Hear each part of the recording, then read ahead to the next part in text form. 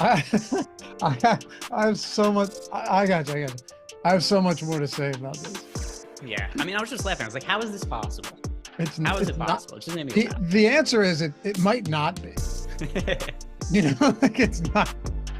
Hey, good afternoon. Happy holidays. I'm Dave Loughran with Greg Ehrenberg. It is the NFL Showdown live before a lock. Miami Dolphins, Buffalo Bills. Heck of a game. Hovering around the 50-point total. Tight spread inside of a field goal at Hard Rock Stadium in Miami, Florida. There was some weather apparently for this game. I looked at the weather. It's going to be humid, but like they were talking about rain and nasty fields, Greg. I pulled all of this up like an hour ago, 2 hours ago, 4. I didn't see anything concerning at all. We had that the first game we did together as well, where I get that it had the late start due to the rain. It got pushed back. It didn't end up mattering though. It was high scoring. Teams are going back and forth. There was no issue throwing the ball down the field. Teams were able to kick. And it was the same sort of deal. We looked at the weather at first. It was like, all right, maybe this is an issue. Then you and I trusted our number one weather source in the DFS space, Google.com. We looked it up. We looked at some weather radars. We looked at the weather. Like, that's going to be fine. I think today's the same. I think so too. Humid, but, and you know, another thing, like, I think, listen, I don't discount the humidity. I was watching John Gruden's breakdown of this game, and he's talking about that and like how it can impact the defensive line. But this is the way I don't think it impacts the D line for Buffalo more than Miami. And here's why. There's not going to be any sun. And the way that we know that stadium is designed is where the sun, you know, in those afternoon games is just beating down on the road team. There's not going to be any sun. So I don't know. I don't just anticipate Miami being far more conditioned for a spot like this. Now, if you wanted to make the argument, you know, it's a short week, Buffalo's the one traveling and everything, we could definitely get into that, but it's going to be a fun game. It's going to be a really fun game. And I think, you know, you should have some scoring, but the biggest thing now is that Devon Achane is active. I actually bet, and don't take this as any DFS advice because it's completely untethered from it. It's not the same thing. I did bet some alt unders on him, Greg, around like the plus 475 range, just in case he's active and he doesn't get a lot of work, small plays on something like that. But at the same time, I could see him just going over everything in the first half, and I wouldn't be surprised. Did you see the tweet we got, the update right before we started the show, which it's something that it's not going to impact his upside for DFS. But it's kind of scary when you're trying to figure out the downside, which relates to the bets that you had placed right there, where we found out he's going to handle here. I'm going to make sure I get the wording exactly right here. Devon Achane expected to lead backfield Thursday as long as ankle injury holds up. I don't like the last part of that sentence. Right. That's what, so you can see why I sprinkled. Yeah. You know, but it's also, like I said, it could be over in short order and then it's not a big deal. But, yeah, it's Nate said, I know it's not a showdown, but is Achane too cheap for the full week contest at 6,500? The problem I have with that is on a showdown, you don't have many alternatives. On a full week at that 6K range, you have a million other options who we know are healthy and get big workloads.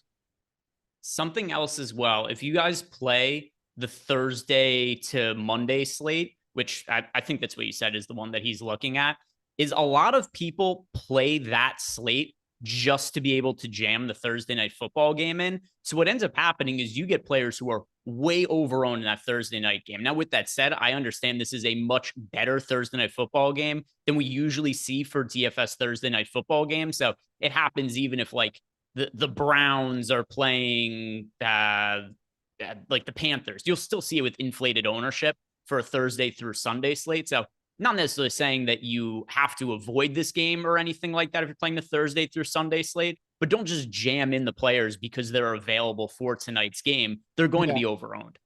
For sure. Jake says, Dave, you took the Jets, so I'm not taking your props. All good, brother. But did you see the props we hit last week? Apparently not. Apparently not. We hit some monster props last week. Got the Jets wrong. Who gives a shit? Anyway. AJ, Lavi going to be sad with his Bills bet tonight. Dolphins by 7.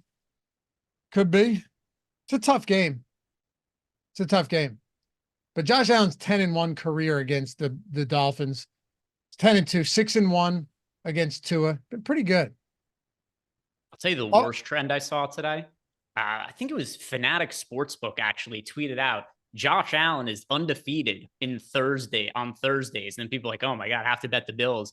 I mean, that is so lacking in context that don't ever place a bet based on somebody's record on Thursdays. No. Oh, I mean, look, if you wanted to make the argument that this guy can work well on short rest, sure, but there has to be a whole lot more than that. Anyway, let's go. Time to talk some football. Happy to have you guys with us. Already at 100 likes. See, I mean, just appreciate you guys. Out of the gate, 100 thumbs up. Subscribe to the channel. We're very close to 100,000 subs. Very close. We got like what, 1,200 left to go or something? Something like that. Maybe? Yeah. So help us get there. We appreciate you. And atone for your sins this Thursday evening. Hit that thumbs up. All right, let's go. Mark said, got to give a like to the snake killer. Israel, appreciate you, man. Prompting everybody. Time to atone for those sins. That is correct. And Chris Williams, as always, popping in, gifting 10 Stokastic memberships here on YouTube. All of you guys. Yeah, goes a long way. All right, let's do it. So we'll start with, I don't want to start just team by team here, and we'll take your questions. We'll take your super chats. I know Greg is constantly monitoring the Discord as well. If you have a premium sub and you haven't jumped in Discord yet, definitely do it. Not just for that, but for, all of the updates, early updates and the news that you have from the channel, the community, and any questions or comments or tutorials that you're looking for. All right. So Tyreek Hill and Josh Allen up top, like top. We'll talk about Achane. We'll talk about Tua, James Cook. All of those guys are expensive as well. You have a handful of expensive guys. And if you want to include Jalen Waddle in the mix, that's just another one of them. But I told Matt Gajewski today, I was a little bit surprised that Josh Allen is so negatively leveraged and Tyreek Hill is positively leveraged. Obviously, this is not a slight towards Hill at all, but just that Josh Allen is so capable of doing everything. And our tools usually love rushing quarterbacks, usually love them. He's expensive, Tyreek Hill. He's also popular. He is pulling a little bit more ownership than Josh Allen. But like you said, Lofty, I'm running stuff through our Sims, and I do get myself to more exposure to Tyreek Hill than I do to Josh Allen. I've got 3 captain options now that I'm pretty heavily exposed to. Josh Allen and Tyreek Hill are each, they're 2 out of the 3. But as far as Tyreek Hill goes, I think a big part of this also has to be that I don't know that they're going to want to give Achane like 20 plus touches. We've seen that pretty consistently over the course of his career. Is he going to lead the backfield barring injury or crazy circumstance today? Yes. But I don't know that they're just want to jam Achane today. And if that's going to be the case, they want to be a little bit cautious with his workload, not 100%, short work. That means that Miami is going to be throwing the ball more, and Miami throwing the ball more usually is going to mean good things for Tyreek Hill, because he has been pretty much unstoppable, especially from a fantasy standpoint over the last year plus. So if you're looking to pay up for your captain option today, you're in between Tyreek Hill or Josh Allen, there are a million good things we could say about both of them, but I really do lean towards Tyreek Hill for those reasons I just mentioned. Okay. And I totally understand that. I do. I mean, really trying to get both of them makes a lot of sense. When I ran the Sims earlier, it was a lot of Captain Hill, but then also an insane amount of Allen in the flex. So it's not like the Sims didn't like him. The Sims just liked Hill more at captain than it liked Allen at flex, or I'm sorry, than it liked Allen at captain. And I understand that. I think also the other, the pivot that you look towards in a spot like this, and I don't know how frequently you're getting there tonight. We can kind of break this down. How often are you willing to go cheap at captain?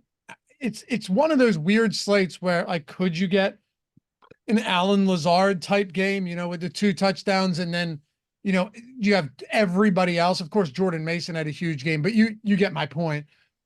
You have all of this spread out, wide target share, a Buffalo team whose motto throughout the summer was everyone eats, which is the worst thing you want to hear. The most targets on the team last week was Keon Coleman with 5. 23% target share, though, because Allen only threw 23 times.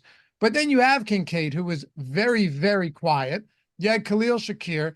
And then, dude, you had Mac Hollins scoring a touchdown. You have Curtis Samuel, who with the turf toe probably isn't healthy. And then, my God, get past Tyreek Hill, Waddle, and probably the wide receiver 3, Devon Achane, and Miami. There's nothing reliable at all. No, and one other thing, too, is I don't know if you had seen this, but McDermott said on Sunday in the post-game press conference that Samuel is healthy. He actually said that the toe was not related to his limited workload. He just said that was kind of the way the game was going, which just, it doesn't mean that he can't play a bigger role today. It just means that it's going to be really uncertain. There's going to be a lot of variance what happens with those Bills pass catchers. If you remember, you and I did a first look show when pricing first came out on DraftKings. So that was, I don't even remember how long ago now, like a month ago or something like that.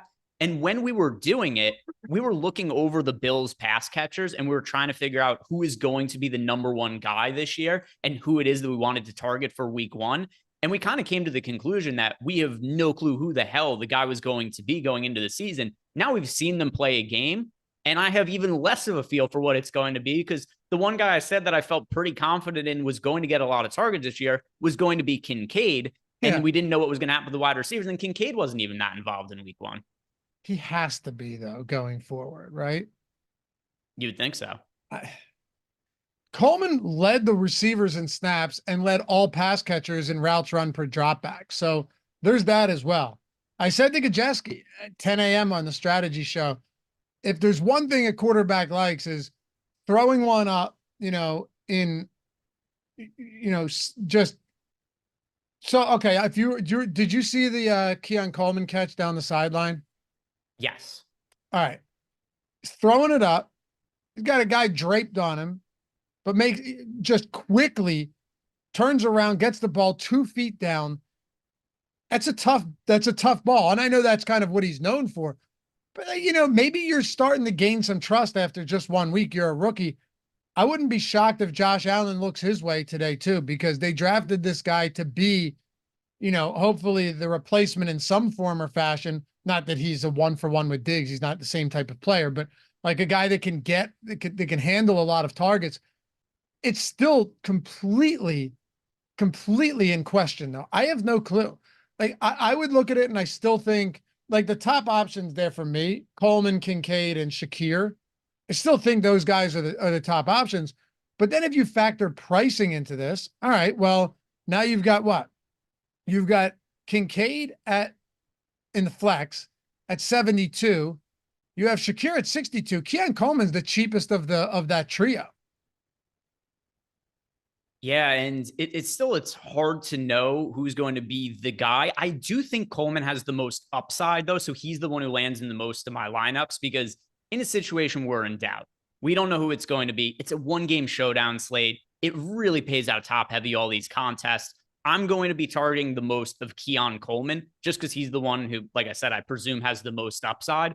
But we have so many players from Miami because their workloads are more projectable, projecting out better. I don't know if you've built out your lineups or uploaded them yet, Lofty, but I've got my lineups finalized. Of my 7 most rostered players, 6 of them are from the Dolphins. Who are they? Tua, Tyreek Hill, Achane, Jeff Wilson, who I'm surprised is not more popular, Jason Sanders, and Jalen Waddle. The only player from the Bills who's one of my 7 most rostered players is Josh Allen. Wow. Okay. All right. I do understand it, though. But, what about Wright? What about Jalen Wright? What about using a guy like his skill set to kind of offset that injury to Devon Achane? Do you think he could get some work today? Because Jeff Wilson got worked in last week, even before Raheem Mostert got hurt. Yeah, so I think Wright is a viable contrarian option. I prefer Jeff Wilson, though. It's just hard for me to just, from like a logic standpoint, say Jeff Wilson played last week. Wright did not play last week. Therefore, I have to assume going into today, Jeff Wilson plays more than Wright. So with that being in mind, and also neither of them are all that popular. Wright is more contrarian. You got Wright around 10% ownership, and then Wilson just under 20% ownership. The price point also very similar between them. Jeff Wilson in the flex, 2,400. Wright in the flex, he is 2,000. So I lean a little bit more towards Jeff Wilson, but I am overweight to both of them as contrarian options. I think actually of players that are sub 20% owned, yeah, those 2, as well as Jason Sanders, are the ones I have the most of. Man, I can't get away from the thought that Achane is just going to crush or really not be himself. Yeah, I think there's a really wide range of outcomes. And that is also part of the reason why I am underweight to Achane in the flex spot, overweight to him in the captain spot. I like that thinking. Sure. I mean, you're basically playing the boom bust. Yeah. And then also, if you look at him in the captain spot, he's projected for just over 10% ownership. It's another way, too, where if you have a lineup that doesn't have Tyreek Hill in it, it makes a lot of sense that you would have Achane in the captain spot instead, because you have to figure what are the ways Tyreek Hill fails. And I think it's probably like realistically one of 2 things. It's either that Jalen Waddle has the big game at wideout, or maybe the Dolphins just holding a comfortable lead. They're running more in the second half, and Achane just ends up grinding out the clock, and they're able to run a little bit more in the second half of the game. So that's where I think the upside of Achane comes into play. So I do like him more as a captain than a flex option. What are the way Hill fails tonight? I mean, I think one of the way that he fails is just he has a decent game, but not a great game, and he's insanely expensive. Like if it's a high scoring game and Waddle goes off and Achane goes off and Allen goes off and, James Cook or one of the pass catchers for Buffalo, and Hill has like 19 fantasy points, probably, I mean, it definitely won't be enough at captain, but it probably won't be enough in general. Yeah, so the way that he is not in the optimal lineup is, like you said, he could score 19, 20 fantasy points and have himself a good game, but like Josh Allen scores 25, and then you just need Josh Allen in that multiplier spot instead of him. But I think the ways that Tyreek Hill is most likely to fail, either the Waddle is the guy who gets the targets. Yeah, you get a situation where the Dolphins are up big and they're running the ball more in the second half. Maybe they work in Wright and Wilson more in that scenario, or maybe just gets arrested 5 minutes before the game. Any of those 3 outcomes, and that's where you get the bad Tyreek Hill game. Detained, Greg. Detained. That's right. He's no Scotty Scheffler. Yeah. But also, I agree. It's we've reached a point now where Tyreek Hill is just so good that when you're playing him on a slate like this, or when you have him on a slate like this, it's hard not to play him. How much captain do you have of Tyreek Hill? All right. Captain Tyreek Hill. He's the one I have the most of, just under 30%. Which is a lot for a showdown slate. Mm-hmm. Yep. Yeah. And it's overweight to him. He's also expected to be the most popular captain. But I think, like, if you guys are playing cash games today, I'm sure that's something that either people are going to ask in Discord or it might just come up in the YouTube chat. If you're playing a cash game today, I definitely think Tyreek Hill is the guy to go to in the multiplier spot for DraftKings cash games. FanDuel, I would say Josh Allen in the MVP spot, but DraftKings cash games, Tyreek Hill in the multiplier spot. Yeah, it gotta be. Yeah, absolutely has to be. When you look at Tua, he's not somebody that has he doesn't have rushing upside, right? There's no rushing upside with Tua. But then, okay, so if you're playing Tua, and I would assume, like you said, he's one of your highest 7 of all players, right? Is he your highest owned overall? Tyreek Hill? Tua. No, Tyreek Hill is. Okay. Let's talk about what those Tua lineups look like. So if we're playing Tua, you have a few guys that if you really wanted to go down to the, in the dumpster, dive down there and see what you can find. I suppose you could go to a Durham Smythe or a Braxton Berrios, a couple of those guys, Jonnu Smith, who was barely used last game, kind of surprising. You could do that outside of the Tyreek Hill and the Jalen Waddle. But what do you think the optimal Tua lineups look like, given that they really only have a few guys that they feature? Yeah, so I wouldn't want it to be Tyreek. I wouldn't want it to be Tua in the captain spot. I've got some lineups with Tua and captain, but not all that many. Einstein asked us a question in Discord as well. He said thoughts on Tua as a captain option tonight. It's kind of hard, the path for a non-running quarterback on a showdown slate with a lot of other fantasy studs to be in the winning lineup in the multiplier spot. So the guys that I like the most in the multiplier spot today as my lineups are finalized, it's Hill, it's Achane, it's Josh Allen, it's Jalen Waddle, just because those are the players that have the highest upsides. To your point about what does a Tua lineup look like if he's optimal, I think it's most likely Tua in the flex spot. And then it's either Tyreek Hill or Jalen Waddle as the captain, is just being the guy who has like the 100+ yard receiving game with maybe a touchdown mixed in. But it's really not, to me, super likely that Tua would be optimal as in a multiplier spot for DraftKings or FanDuel. We had a question too that was FanDuel related, and it was essentially, hey, is there any way that you can get? The question was from Jake. Do you see anyone besides Allen or Hill being the MVP on FanDuel? This is where I personally just don't love the single game stuff on FanDuel, because you kind of run into a couple of things. First off, Josh Allen, Tyreek Hill, they project for so many more fantasy points than everybody else that they are overwhelmingly likely to be in the optimal MVP lineup. Here's the other issue with that, though, is like, okay, we could eliminate it down. It's probably going to be one of these two guys, but then the entire field is aware of that too. And it just becomes really difficult to build unique lineups on FanDuel with either of them in that multiplier spot. So it was a GPP question, correct? Yeah. Yeah. So it's going to be very likely that it's either Hill or Josh Allen as the winning MVP on FanDuel. But with that in mind, they're going to be outrageously popular. So you have to do a couple of things. Either you have to leave salary on the table and playing one of the as the MVP, which is my preferred way to build lineups for this slate, or you kind of have to just plug your nose and say, I'm taking a chance and putting in like Achane at the MVP spot or something like that, and just hoping he's the one who scores the touchdowns. I personally prefer to leave the salary on the table today because those are the two paths you have to build unique lineups. The one thing you do not want to do in showdown or single game is play lineups that are expected to be heavily duped.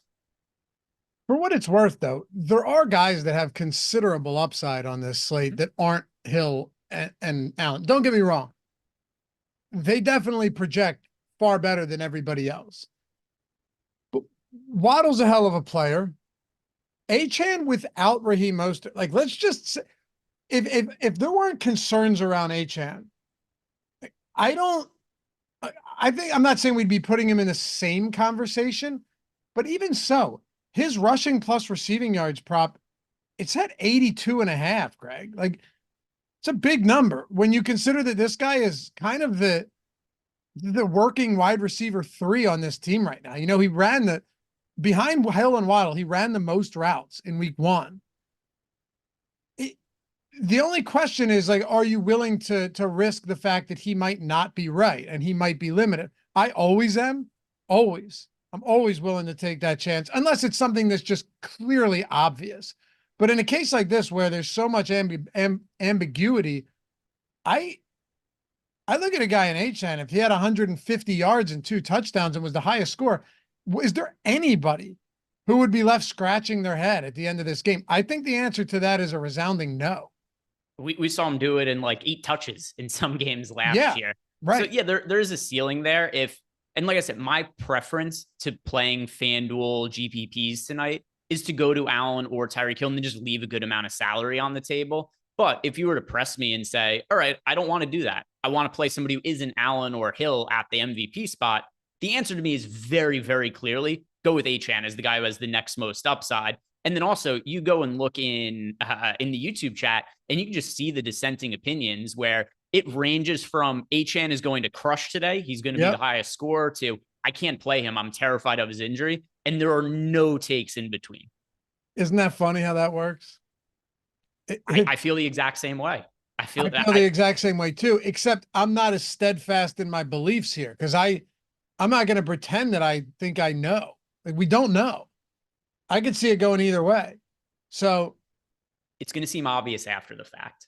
If he goes out and has a massive game, we're going to be like, should have played him in all of our lineups. If he gets hurt on the first drive, or he gets the first touch and Jeff Wilson gets the second touch, be like, yeah, no shit, this is what happened. It's a short week and he just left the game early. So I'm like I said, I'm playing it to where I'm underweight to him in the flex spot, overweight to him in the captain spot. That's how I think is you best capitalize on his upside. Well, here's a better question for you. How are you playing non-Devon Achane lineups? Jeff Wilson. Yeah. And a little bit of Wright as well. But I mean, just looking through my lineups that we have here in our sims and looking at some of my top ones, it does seem that almost all of my lineups that don't have Achane either have Jeff Wilson or have Wright in them. Probably should be. It's not a guarantee that if Achane doesn't have a good game, Wilson or Wright will, but it's far more likely. And at those price points, you're probably be very tough to get away from that for sure. Looking at the Sims run, I just reran mine here, probably for the last time. Pulling up exposures before I submit all of this. I have a lot of Tua at the flex right now. A lot. I do as well. A lot of Tyreek Hill at captain. A lot of flex Waddle, flex Josh Allen, James Cook, Kincaid, and Achane. I would definitely like to get a bit of a boost there to Achane at captain, because I think your logic makes a lot of sense. If you're playing him for the boom or bust and you're not just straight fading him or straight jamming him, then it would just make sense that if you scattered across your lineups, you're more overweight in the captain spot. I like that. Also, and then as far as a question that you had asked me at the top that I just realized I didn't answer, and then it came up in the YouTube chat because I think I was just talking about a bunch of things, is you had asked about a cheap captain. If I'm going cheap at captain, which is not my favorite way to build lineups for this slate, but if I am going cheap at captain, the answer to me is Jeff Wilson. And then the lineup doesn't have Achane in the flex, because that's a lineup that is such a clear path to upside. Achane either isn't able to deal with the ankle injury or he's more limited than we expect. And then Jeff Wilson just becomes a really clear upside target in the multiplier spot. Yeah, absolutely. The Jalen Wright thing, though, is interesting, because you're talking about a guy that they bring in 4th round. Now, Devon Achane was a 3rd rounder as well, right? So third round, fourth round, once you get there, whatever. And he's the type of guy that could immediately kind of slot into this offense like Achane did last year. Now, I'm not going to ignore what you mentioned earlier. He was inactive last week. Jeff Wilson was active. So sure. But also, it's Mike McDaniel. And this guy's so hard to figure out. I've told you, he speaks in riddles and code and ciphers. And you kind of have to just, crack whatever he's trying to say. It's tough. But let's pull up ownership. Jordan, do me a favor. Pull up ownership. Not just ownership, but pull up the top single game and showdown plays tool. And let's see what we're looking at here for Achane, for Wilson, and for Wright.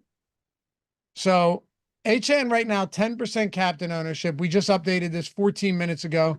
If you're a sub, if you're not, you can look at it on the screen. 38% utility ownership.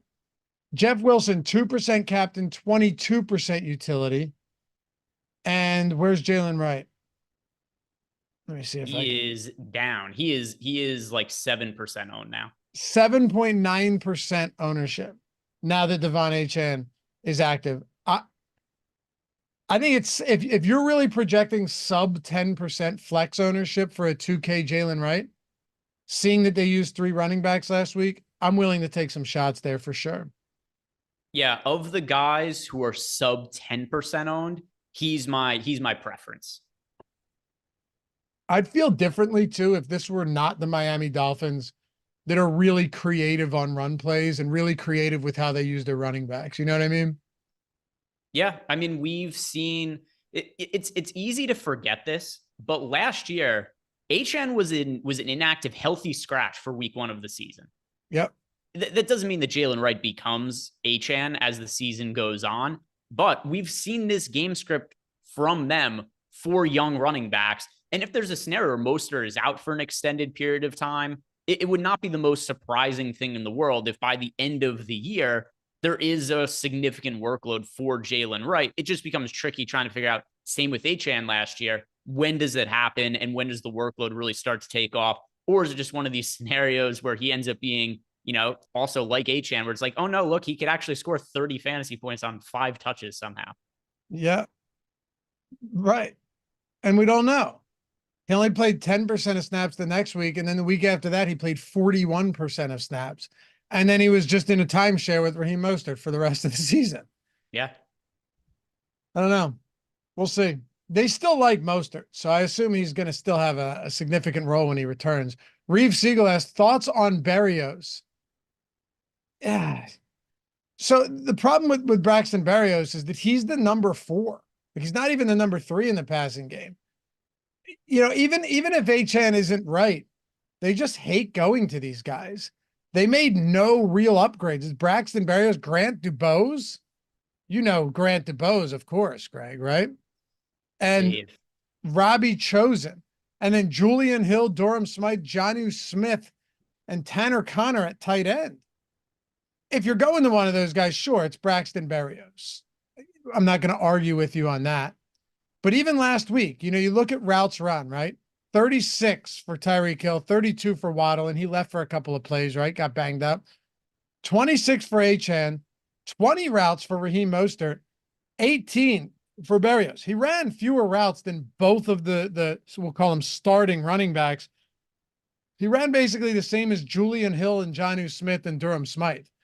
So as crazy as it sounds, I don't really think there's any significant difference between any of those 3 tight ends and Braxton Berrios this week, because Jonnu saw 2 targets. Durham Smythe caught none of them, but saw 3 targets on the day. Julian Hill had 1 reception on 1 target, and Braxton Berrios had no receptions on 2 targets. It's like they're all the same player. I know it's only 1 week, Greg, don't get me wrong, but it's pretty evident that this team just doesn't use those type of guys. If Braxton Berrios gets there, it's because he has like a 25-yard touchdown on one of his 2 or 3 targets. Yeah, I think there's a lot of kind of interchangeable cheap guys. Since we've already talked about a lot of cheap players from the Dolphins, the running backs, obviously, if I'm going to go cheap at wide receiver, I'd actually lean more towards Matt Collins than Braxton Berrios if I was going to build one lineup. Not that Matt Collins was crazy involved last week either, but from just a lineup construction standpoint, since or at least I am so much heavier on the Dolphin side, if I do want to get a little bit of more exposure to the Bills as well, it would make sense to get Matt Collins as a punt option. Only got 2 targets last week, but at least one of them did come in the red zone, ended up scoring a touchdown. So Matt Collins, if I'm going to punt wide receiver and then also trying to figure out a way where, hey, the Bills might not score 0 points or somebody other than Josh Allen might score fantasy points, I don't think Matt Collins is the worst punt at wide receiver.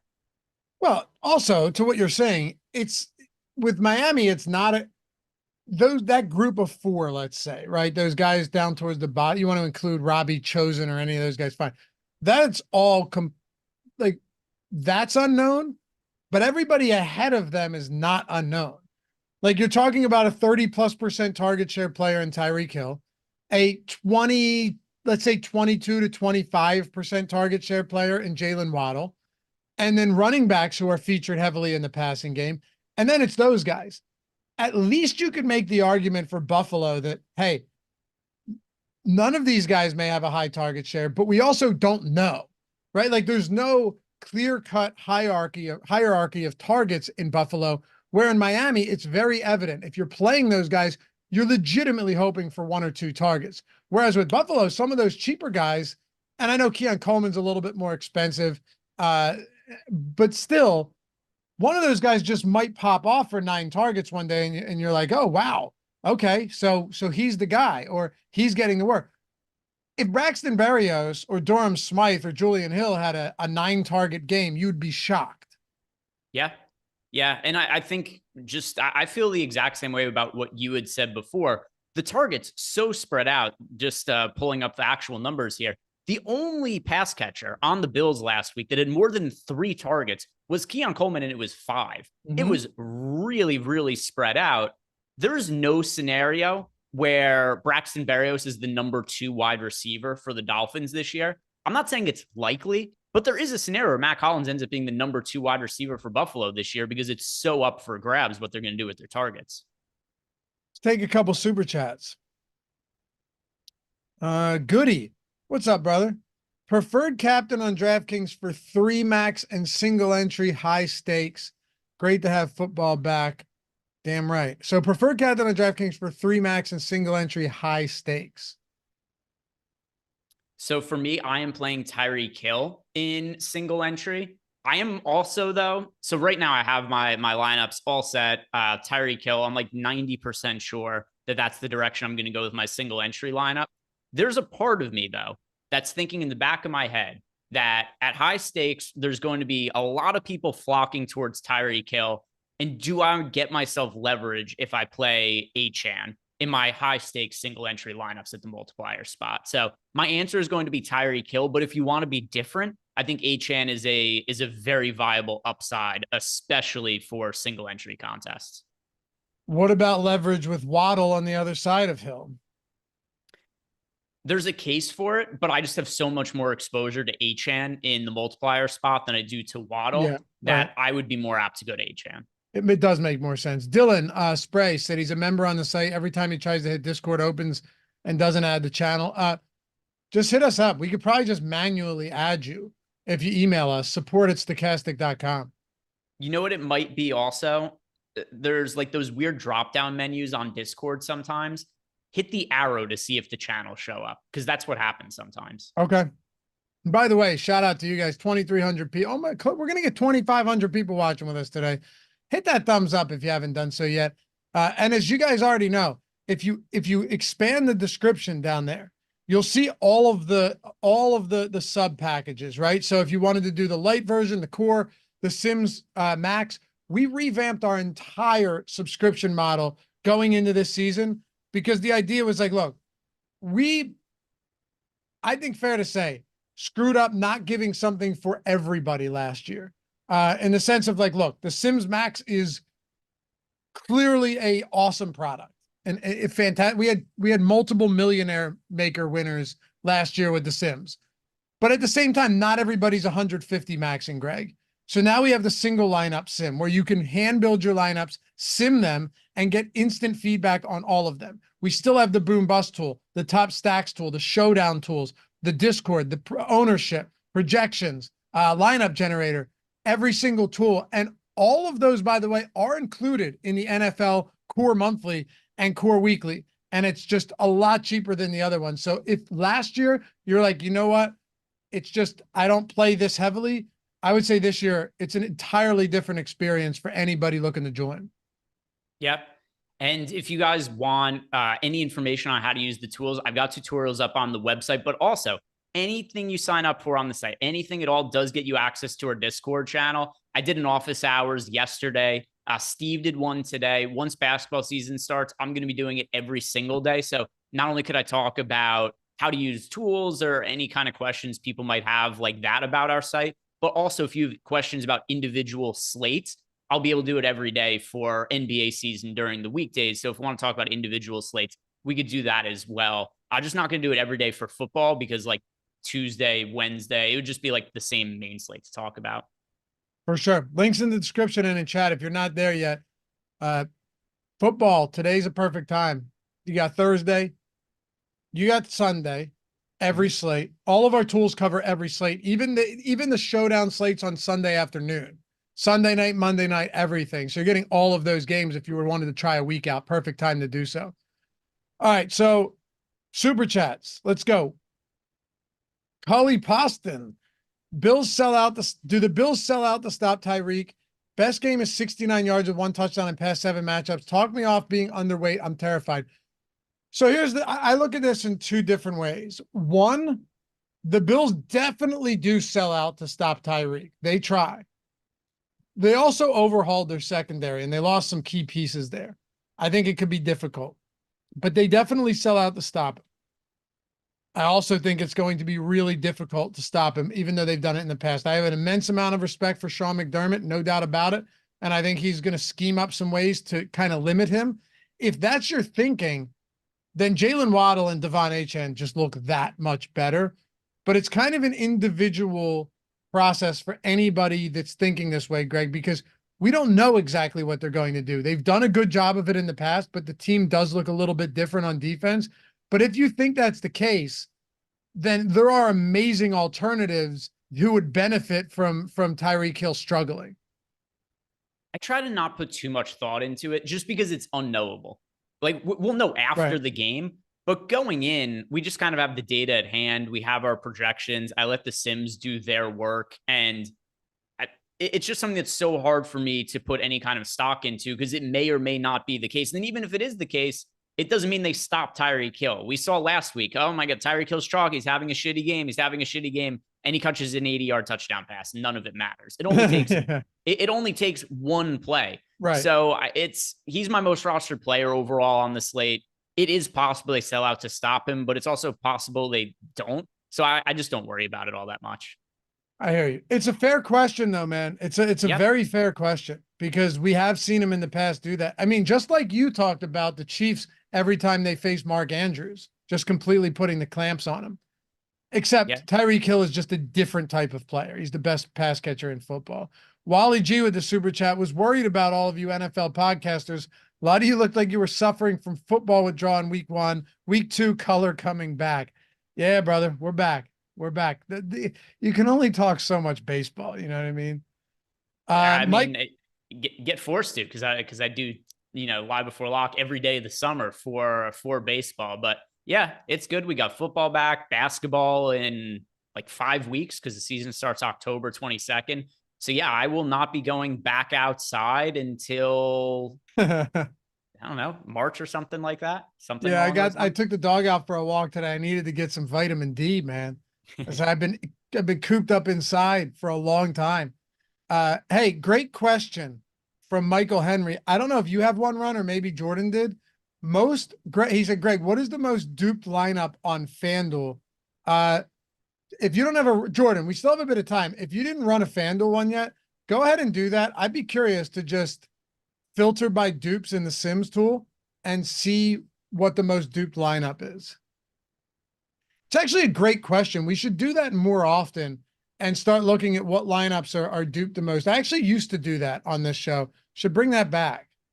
I keep meaning to do Twitter content around it and post some threads about the most duped lineups, but I only dealt with the most dumb and ridiculous shit today, which kind of sidetracked me a little bit. But I'll start doing that because I do agree it's good content. Yeah, I think people would want to see that for sure. And while it's not a cash game tool, if you're using it for that, just play the most duped lineup. Super chat from Plan B Smoothies. Happy birthday, Laffy. Thank you for helping with rent today. Appreciate you, man. Happy birthday. It is not as many my birthdays as Laffy has around here. He's got to be like 800 years old. It's amazing. It is not my birthday. March 26th. Put it in your calendar. Put it in your calendar. All right. So, most duped lineup on DraftKings. How about this? This is crazy. You know how people, man, for those of you guys who are still sticking around, this will speak exactly to what Greg and I always talk about and what Matt and I always talk about. You know how people always play the cheap guy at captain thinking they're getting different, but then they just jam every expensive player and then they end up being duped more than any other lineup? Right?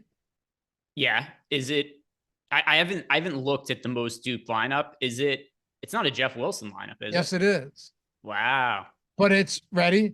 Jeff Wilson, Tyreek Hill, Jalen Waddle, Josh Allen, Tua, and Keon Coleman.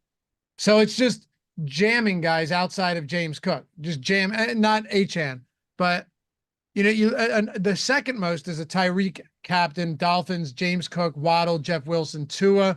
So that's a 5-1. A lot of 5-1 Miamis in here. A 3-3, the fifth most duped lineup, Tyreek Hill, Jason Sanders, Allen, Keon Coleman, Mac Hollins, and Tua.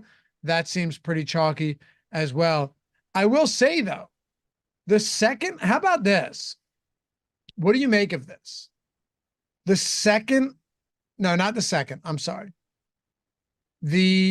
So a top 20 lineup in the Sims is the second most duped. DraftKings is different from FanDuel, especially for this particular slate where there's a lot of good spend up options. I don't think there's going to be one lineup on DraftKings that's duped way more frequently than other ones. Whereas on FanDuel, there's going to be a couple of individual Tyreek Hill MVP or Josh Allen MVP lineups that are going to have like hundreds and hundreds of duplications. I don't think there's going to be that many lineups that are duped in the same way over on DraftKings. Bossbro said, no way that's duped the most. No Josh Allen. No, Josh Allen's in that. Wilson, Waddle, Allen, Coleman, Tua, and Hill. He's in that. I think he's talking about the FanDuel lineup. Oh, the FanDuel lineup? Oh, okay. What is it, Jordan? You want to read that off to us? Is your mic on? Is your mic going to everybody? Now it is, yeah. Tyreek Hill, the captain, Jeff Wilson, Tua, Jalen Waddle, and James Cook. 80 times duped in the sim. Okay. Let me check. How difficult is it if I just hand built a lineup? Because this will be telling. If I hand build a lineup on FanDuel, how easy is it to get Tyreek Hill and Josh Allen into that lineup? Because if it's not that easy to fit them both together, then the most duped lineup probably won't have both of them just because of the fact that people are going to have to decide to roster one or the other. But it's going to depend how easy it is to hand build a lineup that is both. All right. So if you go Allen and Tyreek Hill, you got 8,800 left. Yeah, I don't think the most duped lineup is going to have both of them in it. Really? Okay. Just because of salary constraints. They're both so much more expensive than everybody else. They really are. So with that in mind, then, okay. So then do you think that Tyreek Hill and Allen lineups are still going to be duped a lot? Not lineup. So lineups with both of them in, it's just hard to build lineups in that kind of way. There's going to be like a couple of them that are going to be popular because the only viable ones that make sense. But it's going to be more so a lineup that is Tyreek Hill and doesn't have Josh Allen, or a lineup that is Josh Allen and doesn't have Tyreek Hill and uses all the salary. You could guarantee it's going to be duped by a lot of people on FanDuel. Yeah, right. All right, let me just export these lineups real quick. Export. While you're looking at that, I'll check, see if we had any other questions that came in. Malcolm Revamp is asking, is Tyreek Hill a contrarian play? No, he is the most popular play on the entire slate. So the opposite of contrarian. He is not going to be contrarian at all. The only contrarian angle with Tyreek Hill is to not play him in a lineup. And then Plan B Smoothies, he also left a super chat. He said, sorry, Lofty, forgot to say happy birthday. Look, the man's dedicated to his craft. He comes back all the time with that. What do you think okay, here's a fun one for you. Ready, Greg? On DraftKings, because FanDuel's just so much different. In non-Tyreek Hill lineups, right? Non-Tyreek Hill lineups, what do you think the move is for people looking to fade Tyreek today? For FanDuel or draft? Honestly, the answer is Waddle or Achane or both. And that's going to be the answer, both FanDuel and DraftKings. FanDuel, I lean more towards Achane. DraftKings, it would be also Achane, except I would also be open to Waddle. I'm not as high on Waddle in the multiplier spot on FanDuel, where it's only a half-point PPR bonus. But yeah, either Waddle or Achane, those are your go-to guys in a lineup that doesn't have Tyreek Hill. Well, you said something interesting there. You said or both. I mean, I think both makes the most sense, really. Because Tyreek Hill is just such a massive producer. I guess it doesn't have to be both, because what if Hill has, 18 or something and still kind of, scores and has 6 for 60 and a touchdown or something like that? Then you might not need to have both. But not having Hill and having both of those guys is definitely viable, without question. The one thing I don't see happening for today is just a low-scoring game, though. So obviously, it's football, anything could happen. But like realistically, how I'm building my lineups, I don't foresee a low-scoring game. So one thing I'm doing when I'm building my lineups, in light of the question of what are we doing in non-Tyreek Hill lineups, it's still paying up for other skill position players. It's not like all of a sudden like, hey, let's focus on kickers and defenses. Let's see what this line's closing at. Pull up the live odds screen on Odds Shopper. By the way, that's free. If you're not I use that every single day. You just go in, find every line for every game, for every prop, for every team prop, game prop, future, whatever. So you're not making the mistake of betting a bad line. It's going to go a very long way for you. I promise you that much. All right. So few of these lines have moved a little bit towards the Bills. A little bit. Still 2.5, just less juice on the Dolphins. And the total is back up to 49.5 in some spots. 40, 48.5, 49. Kind of, a little bit all over the place. 48.5 on Pinnacle, 49 on Circa. So, I mean, still, if you were to throw this on the main slate, though, Greg, it would be the second highest total of any game of the week. Yeah, not surprising. I wonder if the NFL was trying to make a point by trying to make good Thursday night football games to open up the season, because certainly the public narrative, for good reason, the last few years has been how dog shit the Thursday night football product could be at times. But great game last week on Thursday night, and this one should also be really good. I haven't looked ahead to see what the other games are, but hopefully we get good primetime games. Yeah, well, we have, okay, so Sunday night is Texans-Bears. That's interesting. Mm-hmm. And then Monday night is Eagles-Falcons. Okay. Yeah. I'm interested in all of those. I haven't looked at Thursday nights coming up, but any other questions that we got before we go? Plan B Smoothie. Speaking of tight ends, Jesus Christ, dude. How do you feel about Lavi's birthday? I think it's going to be a good birthday bash, or should I make an excuse not to go? It's 8 o'clock. I'm doing a show, man. What would I be doing? Let's see. Cat is a legend. Tyreek fails every time he plays the Bill. Well, we talked about that. Yeah, it's been a trouble. It's been a struggle, but it's still Tyreek Hill. Thoughts on what's more owned on FanDuel from Sotex, Hill captain or Allen captain? What do you think? Probably Allen captain. Yeah.